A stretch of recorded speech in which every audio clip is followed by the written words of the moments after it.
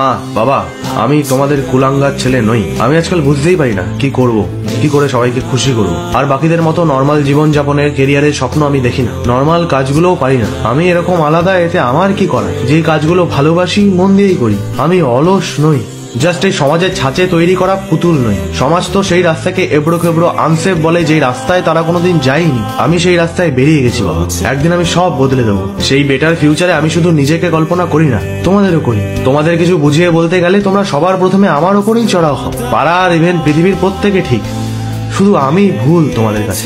একা লাগে আজকাল, তবে একা থাকতে শিখে গেছি। আর বুঝেও গেছি অন্ধকার রাস্তায় কেউ আলো নিয়ে সাথে যায় না। যে রাস্তাতে ল্যাম্পপোস্ট আছে সেই রাস্তাতেই সবাই টুনি লাগায়। অবশ্য তোমরা তোমাদের মতো আমার ভালোই চাও, সেটাও আমি জানি। কিন্তু সময় সমাজ দুটোই পাল্টেছে। চারিদিকে সার্কাস চলছে বাবা। যোগ্যরা ভালো জায়গায় কোথায়?